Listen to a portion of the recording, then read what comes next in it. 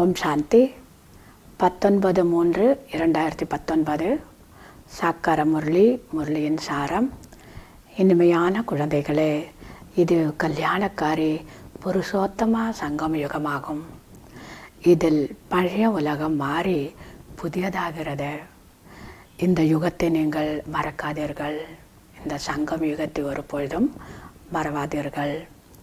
கேள்வி: தந்தை பெரிய குழந்தை மற்றும் சிறிய குழந்தைகள் அனைவரையும் அவருக்கு சமமாக மாற்றுவதற்காக எத்தகைய ஒரு படிப்பினை கொடுக்கின்றார்?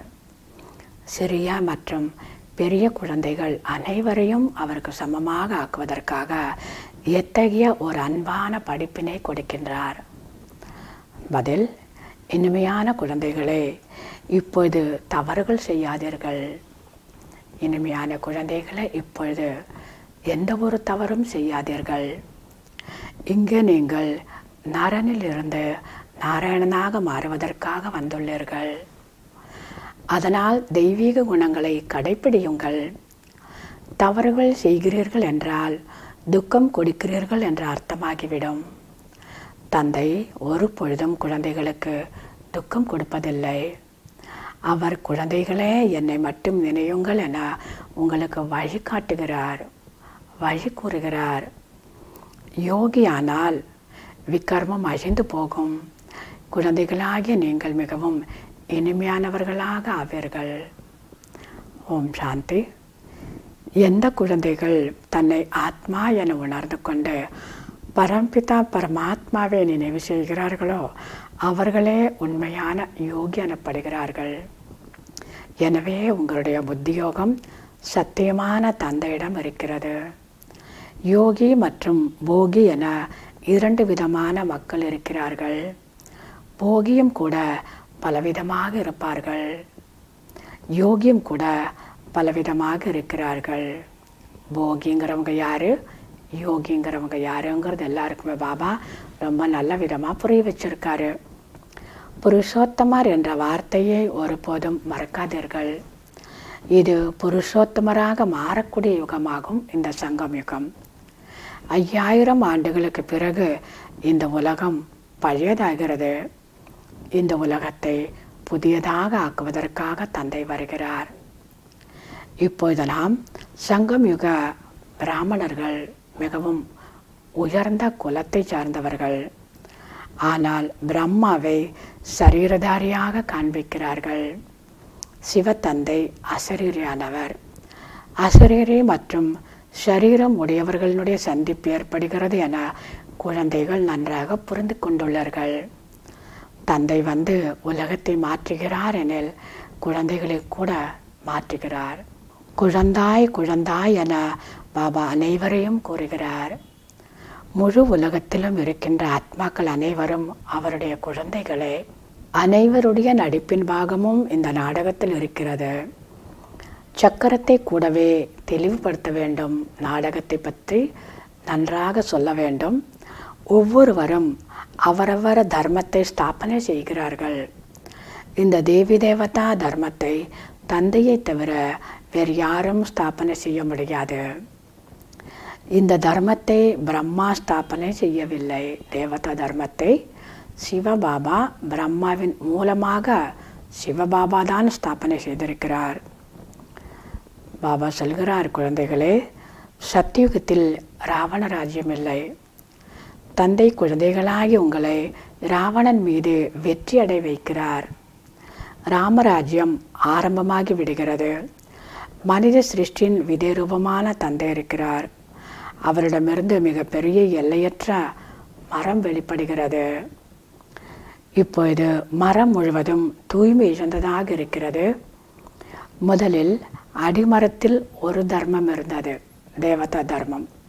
பிறகு அடிமரத்திலிருந்து 3 கிளைகள் வெளிப்படுகிறது. தேவி தேவதா தர்மத்தின் அடித்தளம் ஒன்றாகவே இருக்கிறது. அடிமரத்திலிருந்து கிளைகள் சிறிது சிறிதாக தோன்றுகிறது. இப்பொழுது இந்த மரத்தினுடைய அடிமரம் இல்லை. ஆலமரம் போல ஆரம்பத்தில் இருந்த தேவி தேவதா தர்மம் கிடையாது. மற்ற தர்மங்கள் தான் இன்னைக்கு நின்றுட்டுருக்கு. இது போன்று வேறு எந்த ஒரு மரமும் கிடையாது. இதை ஆலமரத்துடன் துல்லியமாக ஒப்பிடலாம். ஆலமரம் முழுவதும் நிற்கிறது, ஆனால் அடிமரம் இல்லை. ஆலமரம் மிக பெருசா நிற்கிறது, ஆனால் அடிமரம் இல்லை, ஃபவுண்டேஷன் இல்லை, கூடவே காயவும் இல்லை. முழு மரமும் பசுமையாக நிற்கிறது. அதே போன்று தேவி தேவதா தர்மத்தினுடைய ஃபவுண்டேஷன் இல்லை, ஆனால் ராம்ராஜ்யம் மற்றும் தேவி தேவதா தர்மம் கூட அடிமரத்தில் தான் வருகிறது. அரை கல்பமாக தேக உணர்வில் இருந்தீர்கள். பாபா சொல்கிறார், குழந்தைகளே, நீங்கள் அரை கல்பமாக தேக உணர்வில் இருந்தீர்கள். இப்போது இந்த ஒரு ஜென்மத்தில் ஆத்மா அபிமானி ஆவதில் தான் உழைப்பிருக்கிறது. இவருக்கு, அதாவது இந்த பிரம்மா பாபாவிற்கு மிகவும் எளிதாக இருக்கிறது. நீங்கள் பாப்தாதாவை அழைக்கிறீர்கள். தந்தையின் சவாரி என் தலை மீது இருக்கிறது என இந்த பிரம்மா பாபாவும் கூட புரிந்து கொள்கிறார். குழந்தைகள் இனிமையானவராக மாற வேண்டும், தெய்வீக குணங்களையும் கடைபிடிக்க வேண்டும். நல்லது. தாரணைக்கான முக்கிய சாரம்.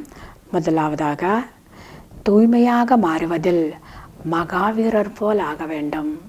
சக்தி நிறைந்தவர்களாக இருக்கணும். நினைவு யாத்திரையால் உள்ளுக்குள் இருக்கக்கூடிய குப்பைகளை வெளியேற்ற வேண்டும். தன்னுடைய அமைதியான சுய தர்மத்தில் நிலைத்திருக்க வேண்டும். அசாந்தியை பரப்பக்கூடாது. இரண்டாவதாக, பாபா கூறும் உண்மையான விஷயத்தையே கேட்க வேண்டும். சத்தியமான விஷயத்தை மட்டும்தான் கேட்க வேண்டும். தீயவைகளை கேட்காதீர்கள். தவறான விஷயங்களை கேட்காதீர்கள்.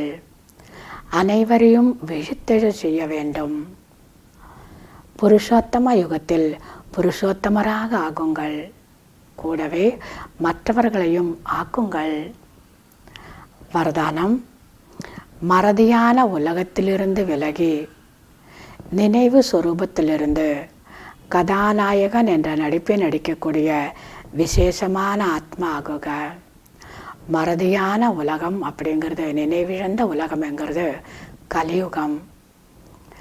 நினைவில் இருக்கக்கூடிய உலகம் அப்படிங்கிறது சங்கம் யுகம். அதனால் பாபா என்ன சொல்றாரு, அந்த மறதியான கலியுகத்திலிருந்து விலகி இருந்து நினைவு சுரூபத்தில் இருக்கக்கூடிய கதாநாயகன் என்ற நடிப்பை நடிக்கக்கூடிய விசேஷமான ஆத்மாகுங்கள். சங்கமிகவாசிகள் தான் ஹீரோ. இந்த ஆத்மாக்கள் தான் விசேஷமான ஆத்மாக்கள், முக்கியமான நடிகர்கள். விளக்கம். இந்த சங்கம் யுகம் நினைவிற்கான யுகமாகும். தன்னுடைய நினைவு, இறைவனுடைய நினைவு, காலச்சக்கரத்துடைய நினைவு, எல்லா விதமான ஒரு தெளிவு கிடைச்சிருக்கக்கூடிய யுகம் சங்கம் யுகம். மேலும் கலியுகம் மறதிக்கான யுகமாகும். நீங்கள் அனைவரும் மறதிக்கான உலகத்திலிருந்து, நினைவிழந்த இந்த உலகத்திலிருந்து வெளியேறிவிட்டீர்கள். அங்கிருந்து நீங்கள் வெளியில் வந்துட்டீங்க. யார் நினைவு சுரூபத்தில் இருக்கிறார்களோ அவர்கள்தான் கதாநாயகனுடைய நடிப்பு நடிக்கக்கூடிய விசேஷமான ஆத்மாக்கள். பக்கா சங்கமிகவாசி யார் ஆக போகிறாங்களோ அத்தகைய ஆத்மாக்கள் தான் கதாநாயகனுடைய நடிப்பை நடிக்கக்கூடிய விசேஷமான ஆத்மாக்கள். இந்த சமயத்தில் நீங்களோ டபுள் ஹீரோ. அதில் இந்த சங்கமியத்தில் பாபா என்ன சொல்கிறாக்கா, நீங்கள் எல்லாருமே ஹீரோன்னாக்கா முக்கியமான பாகத்தை நடிக்கக்கூடிய கதாநாயகன். நீங்கள் எல்லாருமே டபுள் ஹீரோ. அந்த டபுள் ஹீரோவனுடைய அர்த்தத்தை பாபா புரிய வைக்கிறாரு. ஒன்று, வைரத்துக்கு நிகரான விலை மதிப்புடையவராக ஆகிறீர்கள். ஹீரா அப்படின்னாக்கா வைரம், வைரத்துக்கு சமமான ஒரு ஆத்மாக்களாக ஆகிறீர்கள். மற்றொன்று ஹீரோ, இன்னொன்று கதாநாயக பாத்திரம். கதாநாயகன் என்ற நடிப்பை நடிக்கக்கூடியவர்கள் ஆகிறீர்கள். முக்கியமான ஒரு நடிப்பை நடிக்கக்கூடியவர்கள். இன்னொன்று வைரத்துக்கு சமமான வாழ்க்கை வாழக்கூடியவர்கள். எனவே உள்ளத்தில் ஆஹா எனது சிரேஷ்டமான பாக்கியம் என்ற இந்த பாடலை பாடிக்கொண்டே இருங்கள். இந்த சங்கமிகத்தில் நான் ஆத்மா டபுள் ஹீரோவாக இருக்கிறேன். ஆஹா எனது பாக்கியம் ஆஹா எனது பாக்கியம் சொல்லி உங்களுடைய பாக்கியத்துடைய பாடலை பாடிக்கொண்டே இருங்கள். எவ்வாறு தேகத்துடைய ஒரு தொழில் சதா நினைவிருக்கிறதோ அவ்வாறே இந்த அழிவற்ற தொழில், இந்த சங்கமிகத்துடைய தொழில், அதாவது நான் சிரேஷ்டமான ஆத்மாவேன் என்ற நினைவு இருக்கும்பொழுதுதான் விசேஷமான ஆத்மா என சொல்லலாம். அந்த உலகிய தொழில் சதா புத்தியில் எப்போவுமே இருக்கு. அதே போல் இது அழிவற்ற தொழில், அதாவது நான் ஆத்மா சிரேஷ்டமான ஆத்மாவாக ஆவேன். இது எப்போவுமே யாருடைய புத்தியில் இருக்குமோ அத்தகைய ஆத்மாக்களை தான் விசேஷமான ஆத்மா என சொல்லலாம். ஸ்லோகன்: தைரியம் என்ற முதல் அடி முன்னால் வைத்தீர்கள் என்றால், தைரியம் எனக்கூடிய அந்த ஒரே ஒரு முதல் அடி எடுத்து முன்னால் வைத்தீர்கள் என்றால் பாபாவுடைய முழு உதவியும் கிடைக்கும். நல்லது. இனிமையிலும் இனிமையான 5000 வருடங்களாக காணாமற் போய் மீண்டும் கண்டெடுக்கப்பட்ட செல்ல குழந்தைகளுக்கு தாய் தந்தை பாப்தாதாவின் அன்பு நினைவுகள் மற்றும் காலை வணக்கம். ஆன்மீக குழந்தைகளுக்கு ஆன்மீக தந்தையின் நமஸ்காரம். ஆன்மீக தந்தைக்கு ஆன்மீக குழந்தைகளுடைய நமஸ்காரம். ஓம் சாந்தி.